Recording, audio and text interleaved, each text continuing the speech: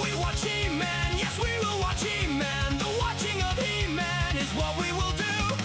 Into the castle of Podskull. It's manly and cheesy and rad, maybe a bit homoerotic too. He-Man, it was our favorite show. He-Man, let's watch it now that we're old. He-Man.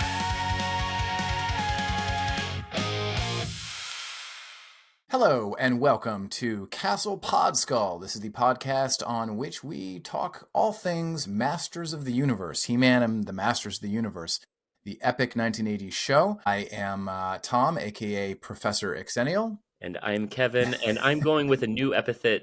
Okay. I'm playing with fan at arms because I feel like each episode I'm finding I'm falling more and more in love with Man at Arms because he is basically Eternia's I like that. Batman and Alfred, and I like a person that's got a good go-to gadget. And So fan at arms is what you said? fan at arms, I think, instead of Dorko, Orko. I just Okay. It wasn't I like working it. for me. I feel like I needed a rebrand. Papa needs a new bag, and Papa needs I a got new the brand. beard, Okay. just like Man at Arms. So Fan at Arms is going to be my new call sign. I like that a lot. So Kevin is our fan at arms, and of course, Fan in at this I love it. On this podcast, we are going through all of the old Filmation episodes of the original He-Man and the Masters of the Universe, all 130 of them, and then maybe beyond if we feel like it. And let's get right into it. The episode that we are talking about today is going to be Season 1, Episode 7, and that is Creatures of the Tar Swamp.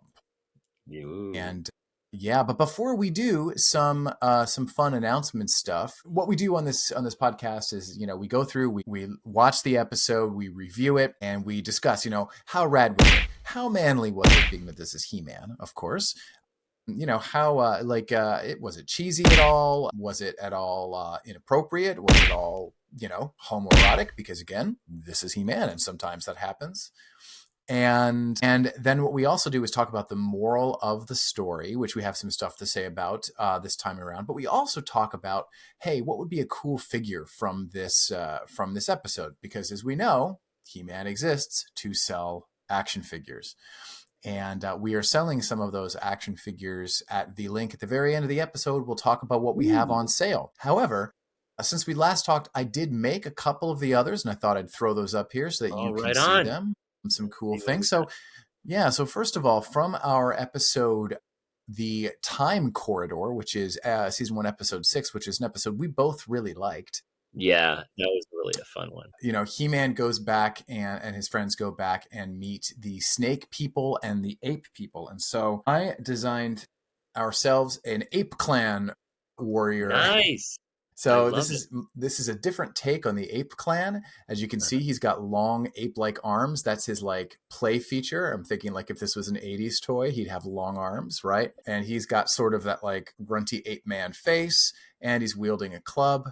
And there's my impression of, I don't know if it's the Ape King, and we can say it's Olo the Ape King, or it's just another ape man. So there you go. There's original ape man. And then we also talked about our good friend Stratos. And how Stratos is more than just a winged avian warrior. He is coming off a little Amish. And so here we have a little bit Amish Stratos. Yes. So as you can see, I made a skin tone Stratos. Fantastic. Now it's just as soon as I find a pitchfork, I'll give him that. This is based off of the flesh-colored Stratos with his plain clothes underneath. But again, it's still Eternia, so he ripped off the sleeves to show how muscular he is. And I also feel like he's ready to go to Fire Island. He is. Yes, he is. He definitely is. Looks like he's got some. Are those leather pants? He's stylish. sort of. Yeah, I mean it's still Eternia, so he's got to do what he's got to do. But there we have Amish Stratos available for sale. I love it. There you go. He also does kind of have an Elwood Blues look to him.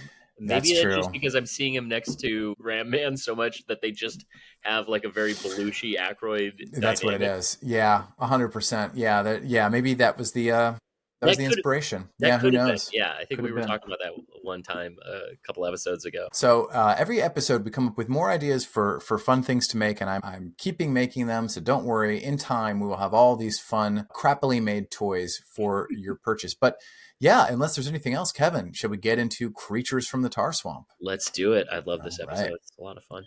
Okay. So this episode came out September 13th, 1983. I couldn't tell you what I was doing on that date, but there you go. I think I was probably preschool, getting ready to watch this. Yeah, probably about the same. How old would I have been? I guess 5. That sounds about right. Something like that. We have our typical minute here. I guess we can scroll through our usual fun. Okay, here we go. And this was written by. This is another Paul Dini, by the way. Another Paul Dini one. Yeah, This is Richard. why I get excited finding the Batman He-Man connection. Mm-hmm. Everything just, you can see kind of the roots of a lot of character ideas and development later on. Yep. Yeah. Yeah, and Marsh Lamore, who's like his credits are all animation, but he's basically been a part of pretty much every animated show in the 80s, 90s, and 2000s. So there you go. And we're in. We get this kind of epic, triumphant music right away at the palace, as what appears to be the ship from the Super Friends. Now, do you remember? Yeah, I was going to say, it looked like kind of a different build look. Yeah, it's interesting. It's like. Yeah, it's the. I remember that. Oh, and then we have Lady Edwina. Now, Lady Edwina is. Yeah, Orko has some feelings for Lady Edwina. He and Orko had the same response to Lady Edwina. She she loves a goth princess, but exactly. Also she's got a little choker there. Yeah, smoky eye. Yeah, smoky eye. Randor doesn't look particularly pleased with her, but yeah, so she's the cousin of Adam and I guess She-Ra, although she's not in this yet. She says, "I swear, if we weren't cousins," and Tila gives that reaction. I circled that taboo alert right away. Like this was the subplot a little risque. Stepbrother, I'm stuck. I like the very sort of sleepy-eyed, other than that, completely over it way that Lady Edwina looks at everything. And Orko. So this prompts us to, I think, in this episode, talk a little bit about Orko and what constitutes him, let's say, sexually, right? Like how, because, so obviously Orko, I mean, I guess he is into Lady Edwina. I mean, that's what it certainly sounds like, right? Later, though, they kind of say, they talk about he wants to be friends with her. So it could be the kind of thing, but I don't know. We'll have to see if there's any other situations. I was always wondering, because he's just pretty much a floating gown with arms and eyes. Right. Like we don't know anything about his anatomy. He seems very into her. Yeah. The Paris Hilton of Eternia, as I made a quick note, which I love that King Radnor is having nothing to do with this. He is not fazed by. He's like, well, because right away, and I guess right off the top, we don't know who her parentage is, but it has to be on Randor's side because we know Marlena is human, is from Earth. So so some sister or brother with maybe not a great relationship to Randor. So that's kind of interesting. Later in the mythos, one possible origin story for Skeletor is that he is Keldor, and I think he might be a brother of Randor. Like they might have just fully. I'm not going to say that for sure. I don't know if because he has blue skin. I don't know. But my point is that I don't know, raises some questions about the Eternian family tree that I'm now a little bit curious about. I mean, I can see the kind of evil bitchiness inside, maybe related to Skeletor. Like you could see that design going on. That bodiness. Yeah, she offends Tila here. She calls her the Help. I was just right off the bat, I was like, ooh. Yeah. Now, here is where it gets confusing. Good day, your majesties. Men-at-arms. Tippy. She calls her Tippy. Yeah, that's kind of funny. Yeah, I guess that's kind of funny. And, never read her Mueller nor, sweeter, lovelier, and prettier. Oh, come on, Orko. You can't be serious. Every nerd, as soon as a girl is mean to us, we are just smitten. Yeah. Orko. Oh, yeah. At all. Yeah, definitely. Definitely. So there you go. So now here's Urko. Orko just sort of perving around outside of her room. He creates a box, and he has, oh, well, that's okay. Let's Yeah. stop there. What's up with apparently the third appendage that just like is he just made of hands and arms? Like It's bizarre. Yeah. I mean, I guess that's not the worst thing to have in a lover, but, yeah, actually he's showing some great perks for yeah, ladies, but just kind of just creepy. he's, Just appendages. Like is he just some sort of like I don't yeah, know, like yeah. Caliban? You take off the gown and he's just like this flying spaghetti monster made of hands, Hands. but yeah, he can give you a good head job. So there you go. Um, so he no And he it's got and quite some length there. yes, but Anyway, that's the thing. Instead of rising off of the ground to knock on the door, which is what Orko can do, given because he that can he fly, right? not Like just he can, he yeah, always is. is He is literally always hovering. always fun. So rather than hovering a few more feet to knock, he makes a new arm to do this, which, by the way, you can knock at any point on the door and it Yeah. still makes a noise. It's not like he's ringing a doorbell or hitting a knocker. Yeah, maybe he's just trying to make it the same height as like a appropriate person with legs would be. I guess. Also, just like if he could do this all the time, why hasn't he Right. busted out any of his awesome, Right. multi attack? Why not always be like as tall as everybody else if you can Exactly. do that, right? It doesn't make any sense. Greetings, Radiant Reader. I brought you this as a company present.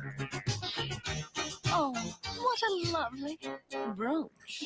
I'm sorry, but I'm afraid I didn't bring anything suitable to wear with it. Yeah, Thanks anyway, Orko. that was some sauce on that.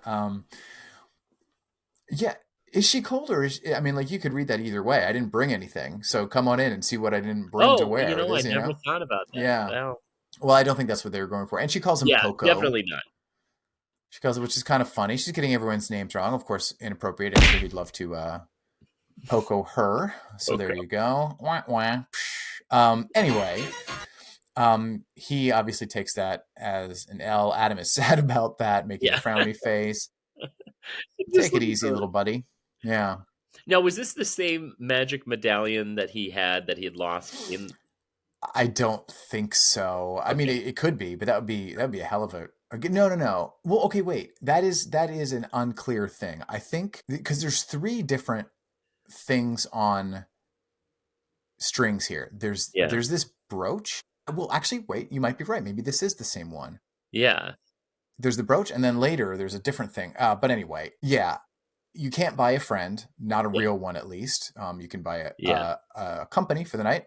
And then she comes out and she's in the same dress, I guess, but you're in the presence of a hero, he says. Yeah. He-Man, Prince Adam, not only He-Man, he's ultimate wingman here. Talking He's Orko. wingman. Yeah. So he's talking about we get some interesting back lore here. Prince Adam walking around, and this is before he was He-Man, right? Mhm. And because we have Puppy Cringer or Kitten Cringer, whatever he is. Cringer. He's scared. They're stupid. They're playing in the rain. Very cute. And they're lost in the tar swamps, which is just like, although I did want to point out, which is kind of interesting, how like Storm broke loose and we found ourselves lost in the tar swamps. Cringer's voice is the same. Don't worry, Cringer. Yeah. We'll be all right. I do not care for preteen Adam's semi-adult voice. I don't like that. Semi-adult voice is not really working for that. Yeah. But anyway, so they're stuck, but we're not the only ones in the swamp that day. And, fortunately, Orko just suddenly, randomly, Yeah. got there at the same time. This is not Trollo. I guess that's where he's from, even though it says trauma on the YouTube. Yeah, Storm's exactly. It was like, incredible power had opened a doorway, which pulled him in. And, he's going through the rain and, he sees, Prince Adam, not the brightest bulb, just starts wandering around in tar. Like, yeah, maybe yeah, just like- exactly. Which is hard to do, Yeah, but he figures out how to do it. yeah, it's like, well, let me get stranded and stuck and just slowly. I'm like, probably there's plenty of things that you could just be standing on right there, but like, let me just helplessly stand here. And I know it's a bit of a like at this point like a lame meme to bring up that like, oh, in our childhood we were so much more worried about quicksand and things like that, Yeah, right? yeah, But I do there is a lot of it in these cartoons. I will point that out. There's a lot of like yeah. things like things you could get stuck in Quicksand, and tar swamps, yeah, yeah, very fragile caverns that take you into yeah. waterways.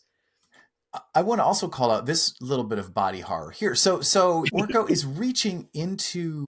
So again, this is interesting. Like, what he's doing is Orko's got this big O on his chest, right? Yeah. And Is it and an I O or is it just like a portable hole? Like is it a portable hole? Is it just a pocket? Like, and it's just like he's got like it's like a little sleeve, and like is it just like a fabric thing, or yes, is it a pocket dimension?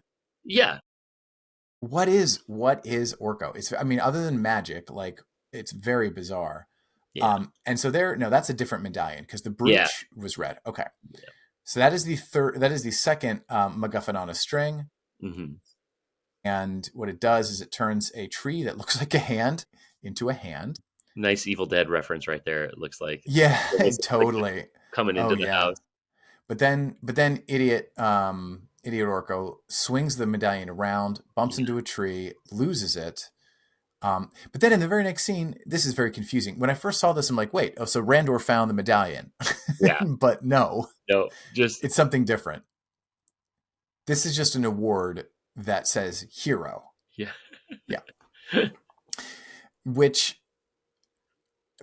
suggests to me that they have like a bunch of these because I can't imagine they printed it up. We don't have money on Eternia, but we have an endless supply of gold stars and medallions that let everybody know that you're super.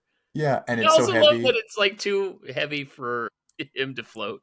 It's cute. It's cute. And so he was made a member of the royal court. And then this piques her interest. Magic, you say, so she's like a little, I don't know if she's evil, but she's definitely materialistic. Oh yeah. Okay, and then we see for the first time Orko's weird little bedroom. Yes. Can we just say like looks like this is I was like, what the hell? They're just like you go into it looks like a serial killer bedroom decorated by Salvador Dali. Like, is that he sleeps on a severed hand? Well, we know he loves hands. He just animated. Yeah, like he's clearly very handsy. Like he has lots of them. He's got lots of appendages. So like he's got a hand fetish. Also the giant hat. Like yes, that is the Orko hat. If you ever had the toy, the 80s toy, there is an Orko toy, and you could take the hat off and it's got the little and it looked exactly like that with the holes in there. He's also got a skeletal hand table. Yeah. Like this is what I was like, what is it with their obsession? Like, are they just hands and hats? Because it's like we never see any face. It's just floating eyes and it's kind of shadow. It's weird too because I could see if they were like, okay, Orko, you can stay at the palace. I'm sorry, you're gonna have to take the hands room. Like we have this stuff left over. It could be that, or because we've also only ever seen Orko create like rainbows and stars and things like that. Maybe that's to fit in with the primarily homosexual court at Eternia. Oh. And this is his real world, here. Like he wants to be like, I don't know. But also, somehow he's managed to get portraits of, I guess, his family. Wilford Brimley. Orko. Wilco. Yeah, just. And is that a chainsaw or a sword stuck in the desk there? Yeah, you know what? I get it now. I was trying to figure out what the hell that was last time, but I think it's like a magician's. What do you call those? The chest that like magicians have. So it's like the saw that makes sense. Cast it in half. So I was like, okay, now it makes sense to me because I was wondering the same thing. I was like, he's got this sword buried in it, but it's like all magic tricks in his room. Yeah. Looks like his bed hasn't been slept in. I don't know how you'd tell. Yeah. That is the least comfortable bed I could think of. It is a hand and a single sheet. Like the only thing I could think of is, I don't mean to interrupt you, but maybe the hand, maybe like And then when you get into it, the hand turns around so you can lay into it, and then it curls up above you. That'd be pretty That would cool, be actually. awesome. That I'm would making that actually up, be but useful, but like sleeping on the knuckles just seems uncomfortable and creepy. But like famously with the like a least hand thing, soft. that would be like, oh, it like it caresses you. It like makes you feel safe. Like that would be an interesting, though weird design, but like Yeah. that would make sense to me. So what's Orko doing? He's off in the tar swamps. He's looking for that medallion to impress Lady Edwina. I also like that this is like, 20 years ago. It's like that thing from childhood. This is That's what's going true. to get Paris Hilton. Yeah. No, we don't seem to have that. And look who else is in the tar swamps. It's Beastman. He's out trolling the swamps for something. I guess for beasts. Yeah. Whatever. Right. Yeah. We're not here. We're not seeing any of the.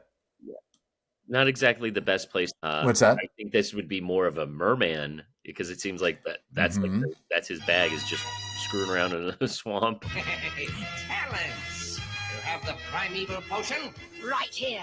The primeval potion. Oh, Magic. Yeah, so with that magic brew, he can bring back any prehistoric monsters that perished in the swamp. which is an awesome idea. Like this Yeah. is such a cool, like this is, again, they have the most roundabout way. It's like, I have this amazingly powerful artifact, and instead of using it this very clearly interesting way, I'm going to go the most roundabout. I'm going to bring back a dinosaur from the past so I can ask it, like instead of going back in time and killing He-Man when he's a child or his ancestor, the most indirect way possible. Yeah. So yeah, and Orko and Evil Lynn's magic to get Orko back is just to give him wings that fly him back, which is Flying backwards with wings. very silly. They catch him immediately, and Orko, even though he has extendable fists, does not use them Again, at he that just didn't moment. bring out that third fist. Now, immediately pouring potion into the thing and getting weird. Are these the Shriekers? Yeah, these are the Shriekers. They're like Dr. Seuss pterodactyls. Again, everything like out of Eternia, like the ground, it just has a very kind of Seussical look to it. Whoa, But this thing that's cool. was Yeah. absolutely badass. It looked like some sort of like King Kong Godzilla fusion. Yeah, this one is actually like legitimately, like I could see a kid being scared of that. That's cool. Yeah, It's yeah, nasty. it's yeah. I wonder.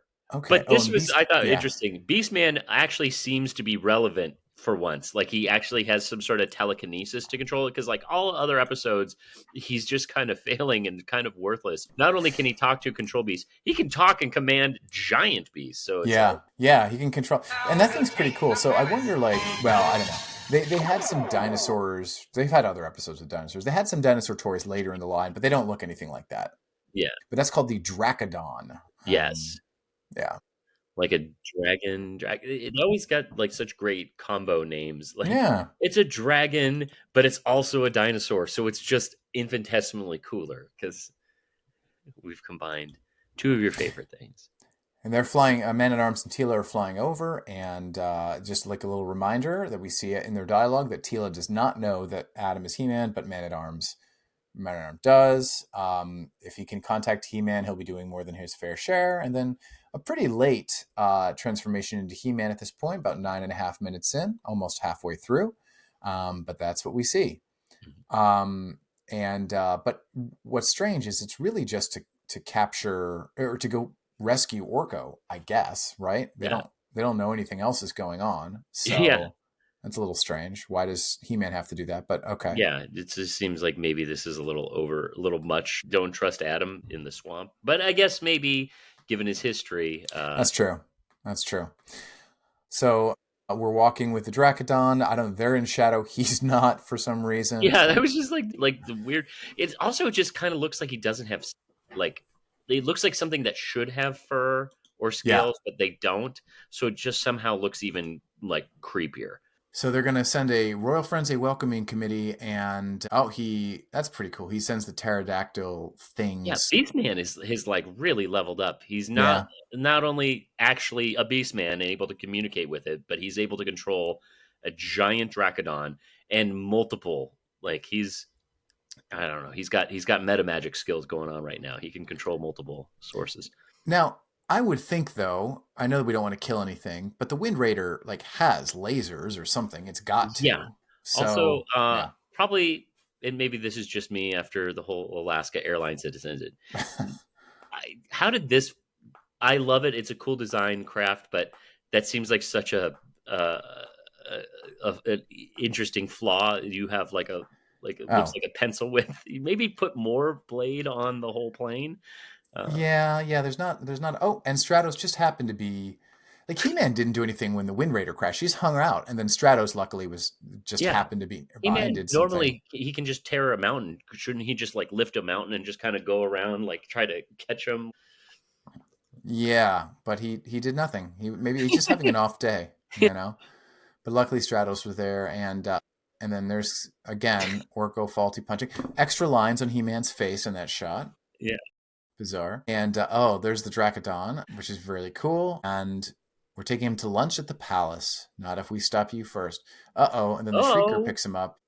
Again, I love these captions. I'm sorry, man. I'm sorry, He-Man. Yeah, and Man-at-Arms and Tila just sort of half ducked out of the way here. Whoops. Okay. But somehow they got He-Man, which is bizarre. yeah. Yeah, so Stratos Stratos, rescues, which I love that he's got the feathers, but clearly he yeah. flies like Superman, no, not flapping, no those sort of wings at all.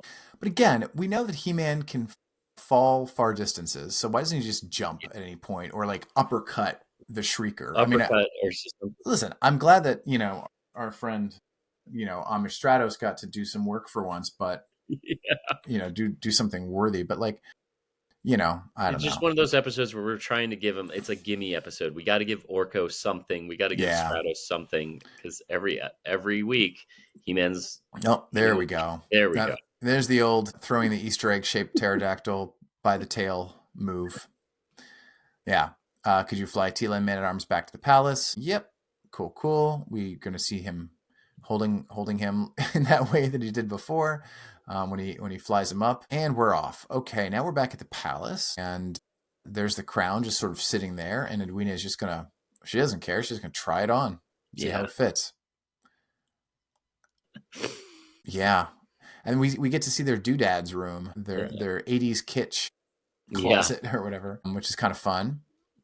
It's like they're getting ready to stage the Bacchae there. A lot of Greek kind of just random theater pieces. You're just in time for our production of Caligula. Yeah. And this is something that they haven't seen in a while, a Dracodon trying to tear down the palace. So that's pretty cool.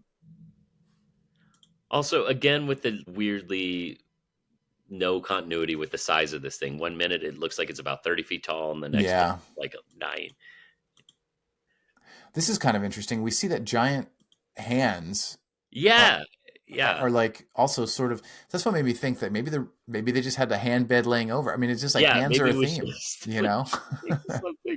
Like, is every building in Eternia just like a retconned? Like they built it into like some giant titan that died, and like Snake Mountain looks like everything is like this, like a rib cage of some primordial monster. Here it looks like some sort of, and also the very kind of Giger design on the hands, which is really cool. But exactly, with I missed that the first time going through the thumb rings and so forth. Yeah.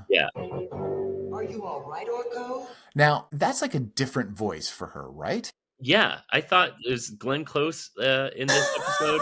It's also different voice. Also, it looks like markedly different look on her face. Like they tried to pull the two Darren switch on us in this episode just to see if we noticed. It was kind of like, wait, what a minute.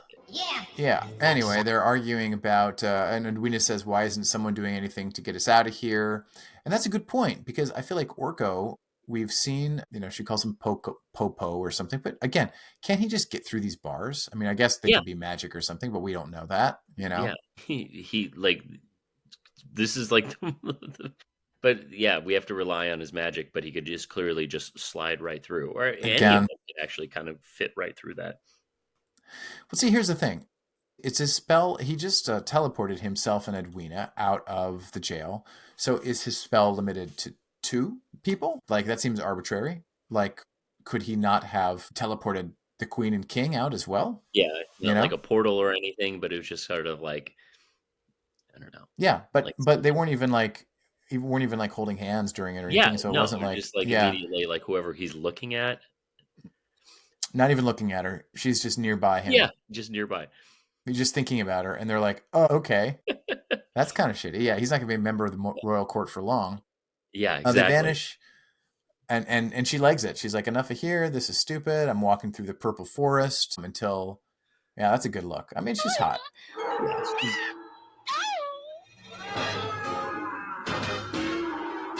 Are there just Dracodons everywhere now? Because like this seemed like they were pretty far away. And That's a it's good like, point. I assumed that this was the just same chomping on the Dracodon. wall a minute ago.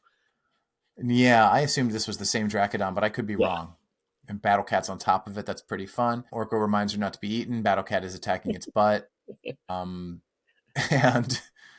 growling at it. And yep, it's taken over the palace yet again. They don't look comfortable, do they? Like, No. look at that shot real quick. Yeah. He calls to Stratos, and they're like, it looks like well, Tila's just hanging onto his wrist, but it looks like he's holding Man at Arms like by the nape of the neck, like Nape of the neck and Man at Arms is just like, oh god, he's choked. they don't look comfortable. Like Yeah. he's a They're embarrassed mama cat for being with the kittens. helped by Stratos, and it's just adding insult to injury that he's choking them. Yeah. So okay. Anyway, He-Man thinks about whether he wants to punch it, and then punches it in the foot. And I guess that's enough to get him to run That's away. enough. That's like it's just like, "Rah, I'm out of here. Screw this. Like, Yeah. Okay. Well, there you go. That's he didn't easy. have to toss it. He didn't have to throw, I don't know, a piano in its mouth and choke it or anything. This time, just punched it in the foot, and that's it. And now there's a wandering Dracodon. So now we have Skeletor and Evil Lyn drinking wine on the palace throne room, and they like this life. This is pretty Yeah. cool. Oh, but then uninvited guests, the usual stuff. This is a rare episode where, except for Edwina, I guess Marlena, like all the characters were actually figures. Mhm. He blasts that weird purple Egyptian Ankh thing, crushes Beastman, but not fatally. Yeah, exactly. Like he's Again, Stratos, like for the win, just picks up Evil Lyn and the classic put me down, and okay, as you wish, kills her. No, of course not. I don't know. When I was a kid, they always died. But, when I was playing with the toys. Skeletor, did you think I'd face you myself? Now, He-Man, oh no, that's the Dracodon bursting through the wall. I thought it was He-Man for a second. yeah, I'm like, it's he's just better very than He-Man. like a nod to The Shining that it bashes its head through. Now, this part is silly, I think. Oh yeah, it just happens to have the medallion that Orko lost 20 years ago has stuck to its back. Right, which means that the medallion sank all the way down and stuck to a dinosaur. I mean, I just imagine it's a tar swamp, so things are striated in terms of years, right? Right. Or it was just kind of hanging out near the top, and it just got onto the dinosaur or the Dracodon when it stood up, which I guess is what happened. But it seems unlikely. And also, I guess, are we understanding that the Dracodon, like that's how it looked in life, or did it like rot a little bit? That's what I was wondering. Like, is that the thing with tar, like the La Brea tar pits? Like, have they pulled things out? Does tar preserve things? Because I thought it would kind of melt. I feel like I should know that, but I don't. We'll have to look at that because it's like, yeah. Well, I wonder because I was just thinking of what was the mummy in Europe, the Tolland man, and that was in the Bog man. Yeah, the Bog man, and the body was like weirdly like pretty intact. So maybe things like tar might actually preserve it because that's what I was thinking. Like if this is stuff that's reclaiming things from the tar pit, I thought they would be like dead or skeletons, and then maybe they're revived. But maybe it's just like they're encased and they're kind of come out. Like that could be. Yeah, that could be. Or maybe it did, and that's why it looks so unsightly. Every time I look at it, it should have feathers or scales or something, but maybe since it was in the tar, that got burned or stripped away. And that's yeah, it could. I don't know. I think actually, I'm just doing a quick look. Yeah, looks like the tar pits do preserve a lot, so maybe that's what it is. Yeah, maybe the feathers and stuff came off, but I like that. So normally, again, it's a much more fabulous monster, but for now. Yeah. That's where we are. So we have to think of a spell to send it back. He-Man throws a chair at it, catches it in his mouth. Can't bite that, but can. Oh. Then again, maybe he didn't. That works literally on every monster. I throw a rock in its mouth and it's done.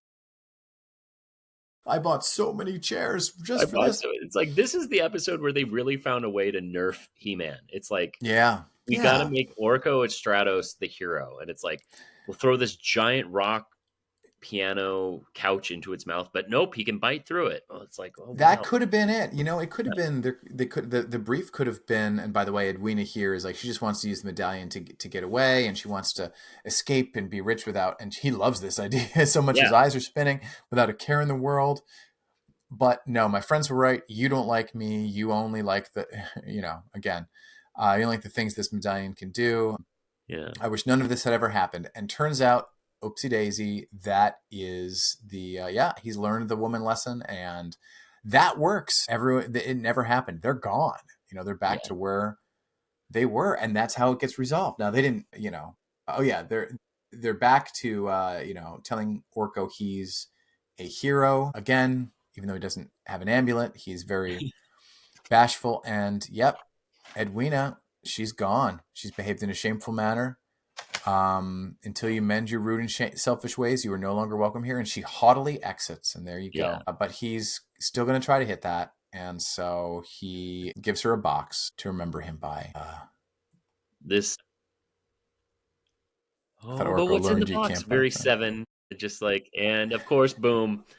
I love this because it's just like not just a only Jack has in the he Box. gotten over a person that was punking him and not let her win, but he's found a way to like punk back, which exactly. This was very like Orko gets his groove back with like a Dracodon face Jack in the Box too, Drac in the Box. And then we have the moral of the story, which is predictably about don't buy friends, essentially. Yeah. Friendship can't be bought. Giving somebody a present may get that person to act as if they're your friend, but don't be fooled. A real friend is someone who likes you for yourself, not your presence. Your present with a T.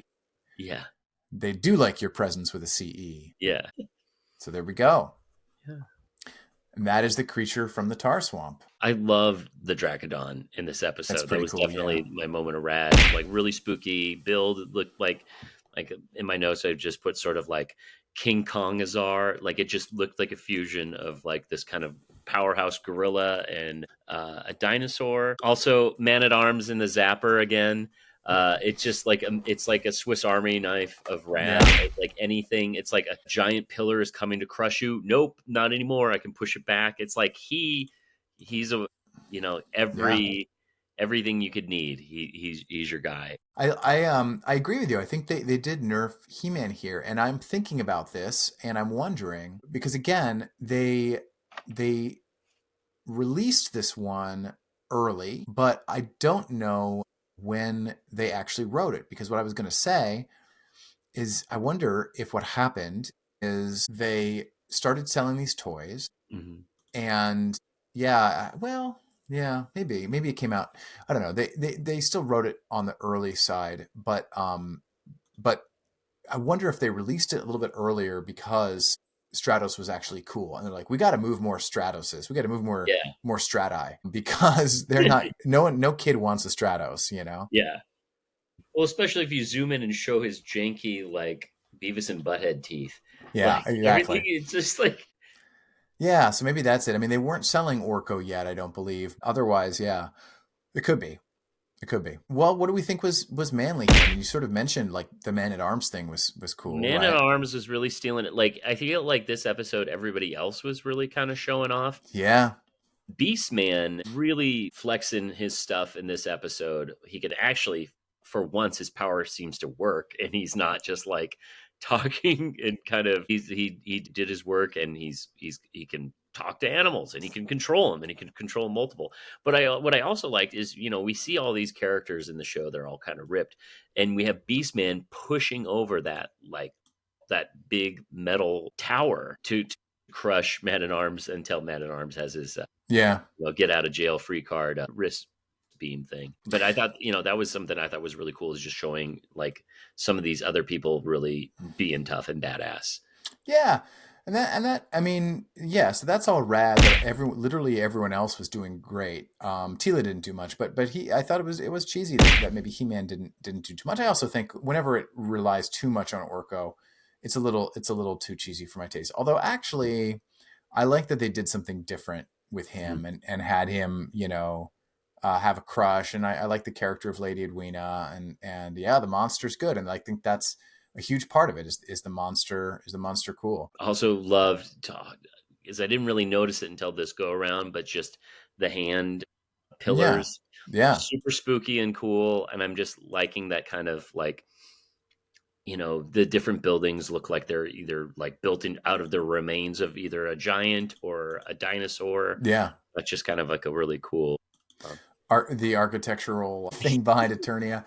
Yeah, we have a good moral that fits with the story, yeah, totally. and Can't I'm in love. yeah, yeah, and only like nothing really all that homoerotic. I don't think we do have like the I'd sleep with you if you weren't my cousin Yeah, comment, I felt like the which is kind of inappropriate, but like B minus porno yeah, plot. Like, "Oh, help. I was like, oh, yeah, it's yeah, like, oh, yeah. So who were the figures that you would want from this episode?